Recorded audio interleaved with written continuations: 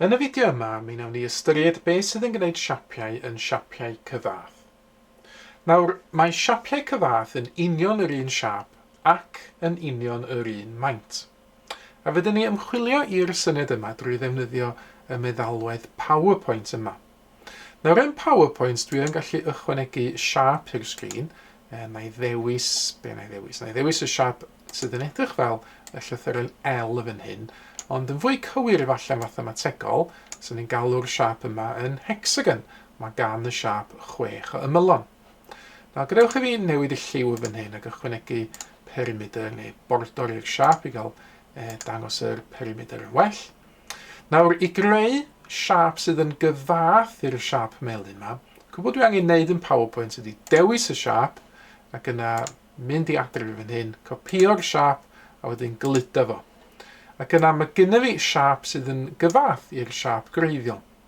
A diolch moch nawr, be dwi'n neud i'r siap yma, fydda i droi o amgylch, fydda ni 90 gradd yn glocwedd, mi fydda i symud y siap, mi fydda i drawsfudo fo o gwmpas, neu efallai fydda i adlewyrchu y siap, neu adlewyrchu fo yn llorweddol fan hyn.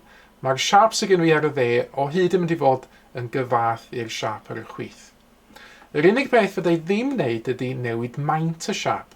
Felly, os dwi'n defnyddio'r gornel yn fan hyn ac yn gwneud y siap yn fwy, neu efallai yn llai, dydy'r siap yn awr ddim yn gyfath. Dy o ddim yn ffitio, dim ond sut dwi'n droio ac yn symud o ac yn ei adlewyrchu fo nawr. Dy o ddim yn mynd i ffitio yn union berffaith ar ben y siap greiddiol. Da ni'n gallu gweld yn glir fan hyn bod y siap newydd yn llai na'r siap greiddiol. Cofiwch, mae'r siap dwi'n symud o amgylch yn awr yn gyflun i'r siap greiddiol, union yr un siap ydi o, ond gan fod nhw o feintiau gwahanol, dyn nhw ddim yn siapiau cyfath. Dim ond drwy gael siap sydd yn union yr un siap ac yn union yr un maint, dwi yn cael siapiau sydd yn gyfath. Nawr, cyfle ydych chi feddwl am siapiau cyfath yn awr, edrychwch ar y siapiau sydd yn nawr yn cael ei dangos ar y sgrin. Pa barau ohonynt sydd yn siapiau cyfath? Nawr, ar ôl i chi gael meddwl am ychydig a paru'r siapiau yma i fyny, cymharwch eich atebion chi wedyn yn erbyn yr atebion cywir sydd yn nawr yn cael ei dangos ar y sgrin. Mae mwy o fideos adolygu ar gael ar ein sianel YouTube Adolygu Mathemateg.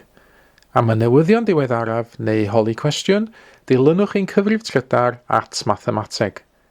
Neu ewch i'n gwefan www.mathemateg.com am fwy o adnoddau adolygu.